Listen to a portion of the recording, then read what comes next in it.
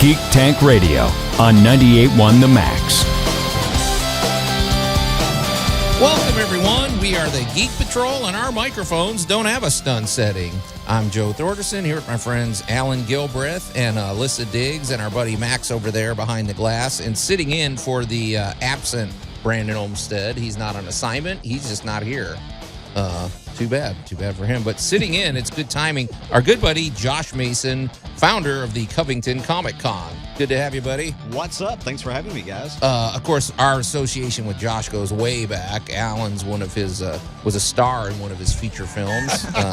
You've been coming to the Memphis Comic and Fantasy Convention since 2012. So, yeah, this isn't our first rodeo. And if you've been a longtime listener of Geek Tank Radio, of course you know who Josh Mason is. And the timing is perfect because we're only a few weeks away from the 4th annual Covington Comic Con, so we're gonna talk about that shortly. We'll probably chime in lightly, spoiler-free, on the Deadpool versus Wolverine and the Caped Crusader, which dropped, which I've already finished, Alan. I binge-watched it and have watched all 10 episodes. But, Alissa, it's great to have you back because, boy, did you miss a noteworthy conversation. Gosh. And it might surprise people that our youngest member of the panel is always also like, you know, you have the spirit of I don't know, one of those get off my lawn old guys when it comes to technology and everything. I don't know why everyone is so shocked. I grew up watching iRobot. What universe was I going to enjoy robots being in charge of me? Well, a couple weeks ago we were talking. Well, actually, let's just throw this into the mix too. Yesterday on Tool Talk, we had a horrifying post that one of our listeners, Deuce, sent in a picture that we did not post because it was awful. What happens when a Roomba encounters a mess that your dog left behind on the floor? Yeah. The texts were, and I quote, iRobot versus dog, and when this happened, I was conveniently away at work while my wife had to take care of it. Yeah, and it was pretty bad, Josh. I will say they need a new Roomba. The Roomba was thorough. It made it an attempt to get rid of that whatever you want to call that mess. All I got to say is that Roomba, it held out as long as it went down fighting. It went for it. But on a more serious note, Alissa, the big thing is we were talking before about the fact that it's no longer a question of whether home security robots are a thing of science fiction. They're actually here. And the bigger question is, what kind do you want? How much money do you want to spend? And we wanted some of your hot takes on your feelings about... How much money can I spend to never have one in my house? To never encounter it, please. Well, what are some of your thoughts about that? You're afraid of the robot takeover, aren't you? Because they're just getting us more and more comfortable with it. They're like, oh, it's just a little robot. It's just the same as like if someone tripped the door alarm. It's just gonna alert the police. Like, it's fine. And then in like 5 years, they're like, wouldn't it be great if he could like tase the home intruder? And it's like, yeah, that would be so much more helpful because the home intruder's there now. Like, I need them to do something. And then in 5 more years, it's like, what if they could use a weapon to kill that home intruder? Terminator. Yeah, we're getting there and we're getting there. RoboCop. And then it's like, oh, I have it in my house. Why wouldn't it be at the mall and at the grocery store and everywhere else and in the movie theaters when I walk in and every place I'm at? Why wouldn't there be robots with guns? And I love that. I love robots with guns. And I kind of want to build off that too. I think personally that with the responsibility of taking a life or harming a life should be left to humans. Even if you control a thing remotely that's a drone, that's still a human taking a life or harming a life. I think having a robot try to decide that for us is a little alarming. Slope, and they're gonna do it. Well, they're gonna do it. Now you're taking this to an extreme, Alissa. Here's my thing. I've seen the movies. I know what's happening. We've seen Wall-E. So the robot, they have a robot right there at the Peabody.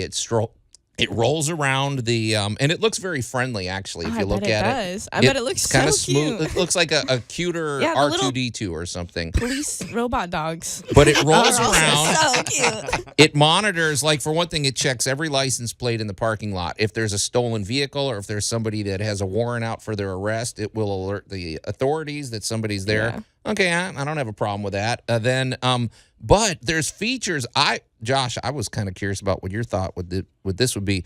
I like the idea of using psychological warfare against criminals to kind of mess with their mind. If I had a security robot that was outside my home, I would want to outfit it with, like, I don't know, like horrible stink spray or something. If they were trying to break into my car, you douse them with that. Oh yeah, And- no. On one hand, you want to do something like that because you want to deter the criminals for sure. But I'm kind of like you said. I think I'm a little nervous about some of the AI and stuff because if you go on like some of the AI platforms and ask them like, are you ever going to harm humans or would you ever harm humans? They're like, oh no, we would never do that. Wink, wink. So I don't know. It makes me a little nervous. Well, and It's a slippery because slope. unfortunately, like the programming is only there based on what humans give it, and humans are inherently like violent creatures, and like eventually it's going to create a violent program. Maybe not all AI, but there will be some. Well, my question was, okay, you'd have to make it in a way where they can't be weaponized because obviously criminals could get a hold of these robots and use it. So you'd have to put something in there that it like either just it stops Unfortunately, working or whatever. But Like the IG unit, except where it doesn't blow up. yeah, The biggest moneymaker in the world is people's fear, though. So they're going to be able to harm people. I think To so. protect you, they will be able to harm others. I still would like to also get Alyssa's take on the fact that it's called like the night score, I believe. The fact that the robot had enough common like free will or consciousness that it actually decided to take its own life by rolling into a fountain. Oh yeah, that's right. I heard about that. Yeah, to save humanity, it deprogrammed itself by. Good. What do you think? No, it got tired As of its it should. job. Yeah, No, that's it's like the good. Roomba. That map, that Good. GPS wasn't right. Off it went. Okay, so you're just hands down no security robots for you. No, Well, thank I guess you. and it puts security guards out of business. Yeah, Right. we don't need robots taking our jobs. Okay. We don't need Paul Blart RoboCop. Okay. Well, as I'm looking at Alissa, knowing what you've done for a living in the past and what you do for a living now, it's probably inevitable you're going to work with an Apollo unit before much longer. Yeah, I want to see when she has to And say that's hello to a a robot. 5'4" humanoid, upright walking anamorph, aka it's of biped construction. It's not on tracks or anything. And they're using them in warehouses now because they pick up like up to 55 pounds and they can move boxes and totes. And Yeah. It's inevitable. Alyssa, you're too young. At some point, you're going to be dealing with robots. And, At some point, I'm going to be in charge of you all, and I will not be having robots. all right. And we're going to Thank just. you. Thank you. You're welcome. All right, let's get out of here. We'll discuss more here on Geek Tank Radio. You're listening to Geek Tank Radio on 98.1 The Max. Even the Borg refused to assimilate them. The Geek Patrol is back. Okay, very appropriate, Max. And welcome back to Geek Tank Radio, everybody. I'm Joe Thorderson here with my friends Alan Gilbreth, Alissa Diggs, our buddy Max over there behind the glass, and sitting in for the absent Brandon Olmsted is our good buddy Josh Mason, founder of Covington Comic Con, independent filmmaker, and just a longtime pal of ours. And if we're not careful, this show could devolve into robot talk radio. But I just wanted to say, because, a couple weeks ago, we were talking about the fact that robots are here. It's this home security robots are here. We had a disastrous story about a Roomba versus a dog mess that, what anyway. But Alissa, you're going to be dealing with robots. You're stuck with them and everything. But I was curious if you had seen the movie The Creator by Gareth Edwards. I did see it. I saw it when it came out. I actually went to the theaters for that one. I did. love that movie. I saw it at the theater too. Yeah. I thought it was very unique, but it really, they actually paint the AI robots in a sympathetic light. And I wondered how you felt about that. Because I think that just circles back to if we lived in a Star Trek world, that would be so cool. I would love robots. If we lived in a Star Trek Data. society, Yeah. robots would be great. I would love them. I would be all about it. But we don't. we live in the opposite of that, unfortunately. So I don't like it. Okay. That's why we can't have nice things, I Yeah. suppose. So, okay. People ruin it. All right. Well, it's really easy to trigger Alissa when it comes. Just talk about robots or technology or the latest upgrade on your smartphone, and she's gonna tell you to get off her lawn. Go touch grass. Go outside. Please. All right. Well, let's shift gears. Let's suppose you want to geek out in a few weeks and have a really fun event. Josh, the 4th annual Covington Comic Con is coming up Friday and Saturday this year, August 23rd and 24th, and it's fun too because I think it's been interesting to watch your evolution as a convention organizer. I would say, there's always like you go into year one very naive. Year 2, you learn a few things from your mistakes, but by year 3, you're a battle-hardened and street-smart That's right. organizer, right? So you've taken all the lessons you've learned, and, here we go. I think I anticipate this to be our biggest and hopefully best year yet. I think that we're at a point now where we're no longer getting as stressed going into it because we sort of know what we're doing now. And so the stressful, what do we do? How do we put together a convention? All that stuff's kind of behind us now, and I think we've worked out all the kinks of the first couple years. And now it being our 4th year, I think we're anticipating it being a really, really good year. And again, this is all partially your fault, Joe, because MCFC was one of the big inspirations for Covington Comic Con. Hey, you guys have been successful right out of the gate. For one thing, there's a lot of rules, right, Alan? First of all, don't burn the venue down. Don't lose. That's number one. Yeah. Don't lose a bunch of money because That's right. you got to make hard. money. And be realistic. You guys have gotten people through the door every year. Oh, so. yeah. I think, again, our location is great because being in Covington, we draw people from all around. So we get people from Memphis, we get people from Jackson, from Dyersburg, and so our kind of central location there, I think, really helps us a lot. And this year, we're really excited because we have arguably our biggest guest lineup ever. We have Scott Ennis, the legendary voice of Scooby-Doo, Shaggy, Scrappy-Doo. So he's going to be there. He's going to have his huge setup on the stage. I actually saw it a couple weeks ago when I was in San Antonio. It's impressive. It's very impressive. Yeah. I was like, we might need a bigger stage. If you're a fan of Scooby-Doo, he sells hands down the best swag you can get. 100%. I mean, he's got the most colorful booth of anybody with the most you stuff, don't miss so. it. Yeah. You're going to see it. So, but It's like running a convention as you've reached your 4th year. I'm going to say it's now become your serenity prayer. You have understood that there is only so much you can control. Yep. There's only 100%. so much you can plan for. And you actually build in the 10% brush fire. That's right. You kind of go, all right, there's going to be this much of a brush fire, and we're not going to worry about it, and we're just going to move on. That's right. And, once you become at peace with the mayhem that will be, it's so much easier. That's right. You just got to look at it and go, yeah, we got this. We got this. But the werewolves are getting loose. It's all right. That's all right. I got begging strips. We're good. It's just, putting out the fires here and there as they arise and anticipating them. Yeah, you just chill, be groovy. And the biggest thing to remember, and you've done an amazing job, so you get a compliment for this. You just remember, it's a convention is any event of like-minded people that want to get together and do like-minded stuff. yeah. And that's really Pretty all basic. you got to Yeah. tackle. Yep. And you didn't overreach. You've always stayed within, kind of like, all right, we only got this much room. We can only hold this many people. All right, the pig can only be here for 20 minutes, kind of thing. Yeah. Hey, the law pig was a big draw one That year. was a That's big all I draw. got to say, man. He's was a my big favorite part. Yeah, he was hilarious. I mean, you walk in and went, and we know who the celebrity it is today. May Boom. he rest in peace, May right? he Whiskey. rest- He did. Whiskey, sadly, Whiskey passed away this year. So. Yeah. Okay. I knew Whiskey had passed, but I want to give him a little honorarium there. That, he was a Mercy magnificent celeb. Everybody loved him. Everybody loved Whiskey. Yeah. So, there's a lot you learn doing events. So anybody out there listening, really go to Covington and to pay attention.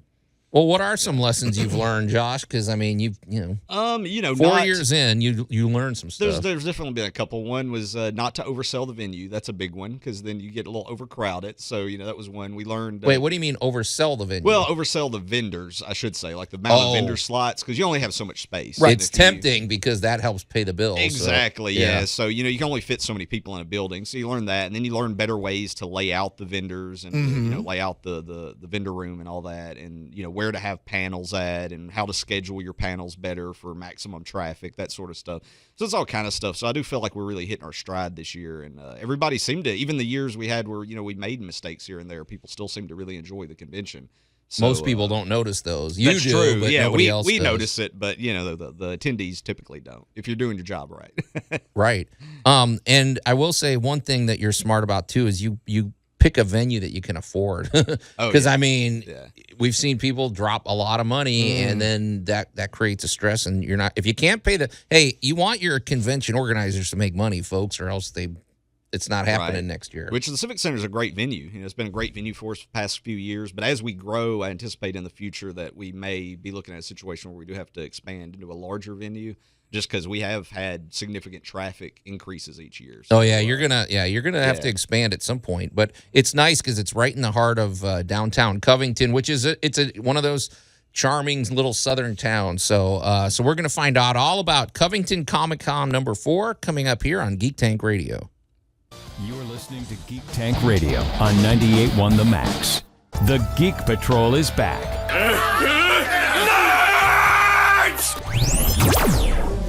Okay, thanks, Max. And welcome back to Geek Tank Radio, everybody. I'm Joe Thorderson here with my friends Alan Gilbreth, Alissa Diggs, our buddy Max over there behind the glass, and sitting in for Brandon Olmstead this week is our good buddy Josh Mason, founder of the Covington Comic Con, along with your brother Jerry, the kicking lawyer. That's right, and our good friend Tara Thompson. So we're the three that put that on. Yeah. And my only gripe with Tara is she runs she has an awesome business in downtown Covington with her ice cream shop, but it seems inevitable that she always closes the shop during the convention, right? That's right. Yeah. Well, what's up with that, man? Because we always, because it's like literally a block away. But boy, if you want that ice cream, we've kind of complained to her about that a little bit because she does make the best ice cream probably in West Tennessee or maybe the whole state of Tennessee. But there have been years at the con where she always closes the shop down. But some years at the Covington Comic Con, she'll sell ice cream at the convention. We'll do that some this years, year, man. Some years she doesn't, and it's always up to her whether or not she does that. But we always beg her to. We're always like, look, please bring the ice cream. I mean, selling ice cream remotely sounds like its own challenge. So I feel, I can understand. But hey, Josh, so let's talk about the Covington Comic Con. There's people, we're always getting new listeners. There's people that maybe they've never been to a convention, period. But yours is, every convention in the Mid-South is unique. So tell us what they can expect this year. So there's something there for everybody. We definitely, when we decided to put this convention on, we didn't want to make one that was strictly an anime convention or strictly a comic book convention. We wanted to kind of do a broad one that's sort of something for everybody, very similar to MCFC. So we've got comic vendors, we've got anime, we'll have panelists, we'll have the cosplay contest, food trucks. I mean, it's your typical broad convention that will have something for everybody. And if anybody wants to go, it is only $10 per day. It's going to be the 23rd and 24th of August. And if you want to do a 2-day pass, it's only $15. So people can get their tickets online now at CovingtonComicCon.com, or you can buy your tickets at the door. So, I hope everybody will come out because I think it'll be a fun time. It's always a fun time at Covington Comic Con. And for folks that are on the fence, okay, for one thing, $10, it's like basically free. Oh, yeah. Super affordable compared to, a lot of conventions for sure. The thing that we see this every time you see a new face at a convention, what you find out is they just go nuts over the shopping experience. Oh, yeah. Yeah. And especially like we're, me and my brother are really big comic book fans, so we end up spending, I think, more money with the comic vendors there than a lot of the attendees do. So the comic vendors love us because they're like, we make back, the price of our vendor booth off the Comic-Con organizers because they come spend so much money with us. So, yeah, we'll have that. We'll have, toys. You'll have people with arts and crafts and posters and art and just everything you could think of. It's a fun shopping experience. It's you have some people that come just for the panels to do Q&As with some of the guests. Like we've got, of course, I already mentioned Scott Ennis, the voice of Scooby-Doo. He'll be doing a Q&A. And then a buddy of his, Creek Wilson, who's an actor who's been in several TV shows, including Preacher and Twisted Metal. And he was also in Disney's The Haunted Mansion. He'll be there doing a Q&A. But for me, I'm most excited having him because I'm a big video game nerd. And he did several of the voices in Red Dead Redemption 2. So that to me is going to be a big draw for any of the video game fans. Well, it's funny you say that. Well, I don't want to sidetrack, but video game actors are going on strike. I wonder. Are they? I didn't hear about this. Really? That's because I think it's going to be a lower profile thing. But I wonder. Well, we'll put a pin in that. I was curious what your take was as far as, would you not buy a video game if the voice wasn't right, or is that kind of? I guess it depends on the game because some games, the more story-driven games, the voice acting is probably more critical than some other games. And then you have like shooters where maybe that's not as important. And so, I guess it just depends on the game. But there's a lot of great, talented video game voice actors out there. I want to say one thing about panels. Over the years, I have really tried to. I think panels are important, and panels are sort of they're kind of the unsung heroes of conventions if they're done well. You get into some interesting conversations in a panel. Make sure you don't just say, I don't care about sitting in a room. You sit in a room with a bunch of geeks about any topic. It gets it can get interesting if it's well moderated. So, I mean, and the most interesting ones to me have always been like some of the ghost hunting panels and stuff, which I know Alan's very familiar with all of that. But the paranormal stuff is always fascinating to me, and we'll have, of course, Historical Haunts will be there doing paranormal panels for us, and then of course, like I said, you can meet voice actors and ask them questions about their career, and so the panels are always a very exciting part of it. But Absolutely. Hey, wait, Josh, we haven't given out give the dates. We gave the price, but how do people get tickets, all that good stuff? Yeah, so again, August 23rd and 24th of this month, and it's going to be at the Covington Civic Center in Covington, Tennessee. And tickets are only $10 per day or $15 for the 2-day pass, and you can get them online or at the door. And the website's covingtoncomiccon.com. And it's a nice drive if you're coming up from Memphis. I like taking, it's kind of a nice country drive. Yeah, it's really pretty. It's easy to find, too. I mean, if you get lost, just get on 51 and go up. And and a lot of great, eating places and stuff in Covington. Of course, we'll have the food trucks, but, if you want to stop somewhere else, we got some great barbecue places and stuff like that. So plenty of stuff to do in Covington. And don't undersell it. That's a big... How many times, Alan, have you been to a convention where either getting food is a hassle or just non-existent, and everybody has to eat? So the fact that you've got food right there and a good variety, that's a big selling point. Oh yeah. Yeah, and they're good food trucks too. I eat them every year. It's one of the things I look forward to the most about the convention. If you want to know the truth, what I run into at Covington Comic Con is like, well, I can only pick one. What do I, you know what I mean? Yeah, which one do I want right? Which one do I eat at? Yeah, it's true. Yeah. So, but of course, you and your buddy, you and your brother Jerry, is he going to be dressed as the bargain Batman again? I'm sure. Yeah, it's budget Batman, and this year we have added his sidekick, Refund Robin, as another mascot. Yes. Incredible. Refund Robin is great. We just had a video ad go out the other day on our Facebook page if people want to check that out, introducing Refund Robin. So you can probably see both of them running around and causing chaos and mayhem at the convention. It's not a bad idea, though, because then you don't have to worry about having the perfect costume or something. You're just owning the facts. Like, hey. Oh, yeah. Yeah, we set out with the intention of having the worst Batman and Robin possible. So I think we succeeded. Which is funny because, in theory, your brother Jerry is probably closer to Batman than anybody in the sense of he's by day he's a respectable attorney wearing and he could still kick your Kadiddlehofer with his kung fu with the martial arts and whatnot. That's right. Yeah. So okay, all right. One more time. What's the website? So CovingtonComicCon.com. You can get your tickets there, or you can get them at the door, and it's going to be August 23rd and 24th. And we hope everybody will come out and see us. Okay, we'll be right back here on Geek Tank Radio. You're listening to Geek Tank Radio on 98.1 The Max. The Geek Patrol is back. We couldn't even convince you that Bruce Wayne is Batman. Oh, come on. That millionaire playboy, he's too busy socializing at cocktail parties and managing the affairs of the Wayne Foundation. Plus he's budget Batman. Yeah, exactly.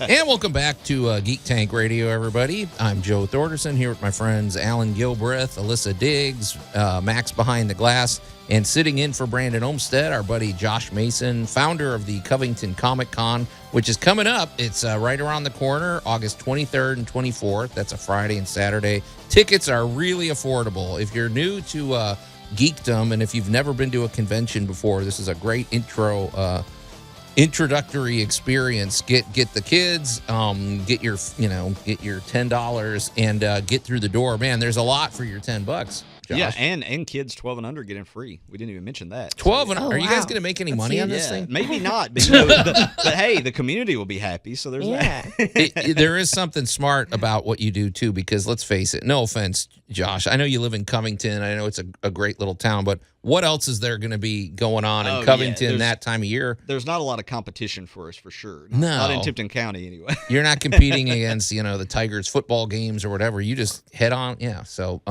It's always fun, and like we said, it's always a different experience. But hey, we'll have a few parting thoughts about that. But we do want to mention, Deadpool versus Wolverine.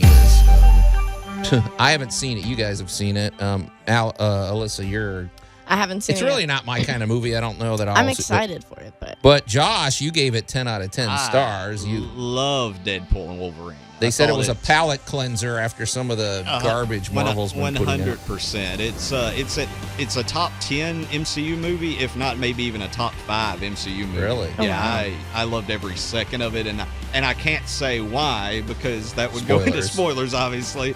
But all I'll say is, if you haven't seen it, you definitely need to get to the theater as soon as you can and watch it. heck yeah. I'm excited. Do you, It's Ryan Reynolds' love letter to all pre-MCU Marvel movies. Right. It's everything that got made outside of the new MCU, and it's just they were fun movies. They may not be great movies, but they were fun. They had great characters. Yeah, they did.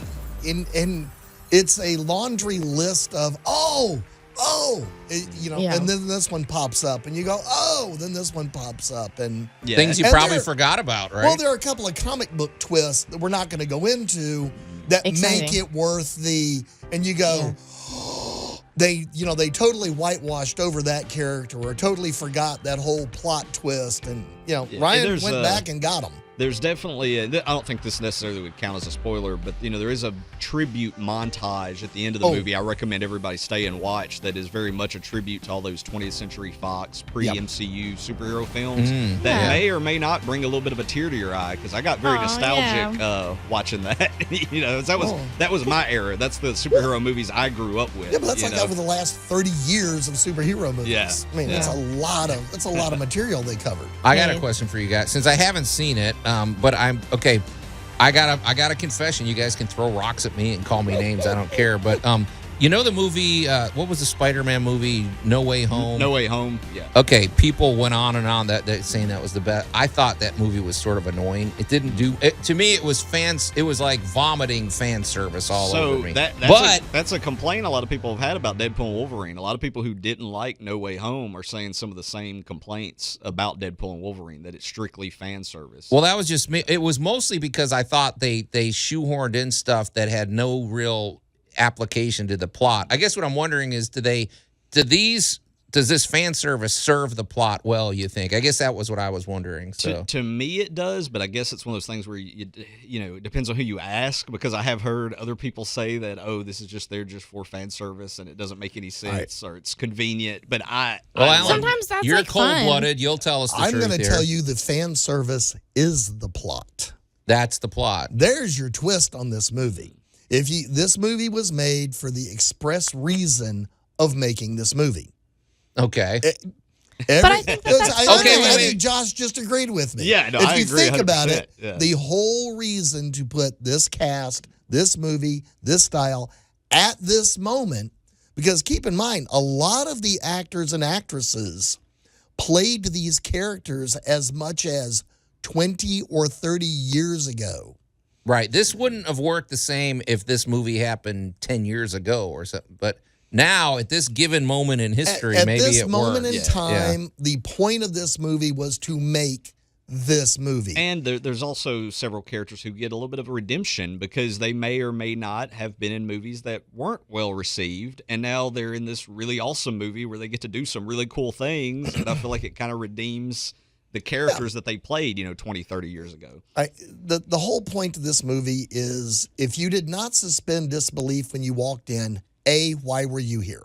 Right. Because if you've ever seen a Ryan Reynolds movie, Ryan is his own biggest troll. He never will even make- changes his hairstyle in a movie. He will even make fun of himself. Oh, he makes fun of as himself more than in anyone else. character in his own movie. Right. So give him that. He's his own troll. Everybody else in making this movie, you can clearly tell they bought in. They were excited. They got the phone call and went, "Oh, you want me to do this again?" Wait, I think they got that duster still in the closet somewhere. And, go have fun. Yeah. You know what you're getting into. All right, it's a Deadpool movie. This is not Bambi. Yeah, don't bring your kids to Do not bring your Definitely do not bring the kids to see do that. not bring your 6-year-old unless you're trying to raise a serial killer. Well, it got Alan to the movie theater, which is its own accomplishment. Which is so. rare. Yeah. Yeah. But hey, I don't want to run out of time. Okay, so at some point we'll discuss the movie, I guess, with the plot. But I just want to say, don't think we've forgotten about the fact that the Cape Crusader came out. I wanted to give everybody a chance to watch. I've already watched the whole thing. I've already watched some episodes more than once. I'll be very curious what everybody's take is on that. But Josh, before we get out of here, one more time, how do people go to Covington Comic Con? Give us the dates. Yeah, so it's August 23rd and 24th. That's a Friday and Saturday, and it's going to be at the Covington Civic Center in Covington, Tennessee. Tickets are only $10 per day. Children 12 and under get in for free. And you can buy your tickets online at covingtoncomiccon.com, or they'll also be available at the door. And how do people follow your filmmaking career if they want to check out your work? So just recently won an award, too, by the way. So that was pretty cool. Awesome. That's right, the award-winning Josh Mason. That's right. Yeah, so that was exciting. But, yeah, it's Mason Studios on YouTube. We just passed 3,000 subscribers a couple weeks ago. So you can go subscribe to that, and that's where I post all my trailers, films, all that fun stuff. Okay, cool. Well, the show's over, guys. We got to get out of here. So until next week, we are the Geek Patrol, and I am Joe Thorderson. I'm Alissa Diggs. I'm Josh Mason. I'm Maximilian. And I'm Alan Gilbreth, reminding you, do not fear the robot invasion. Me and my cyborg brethren are already here.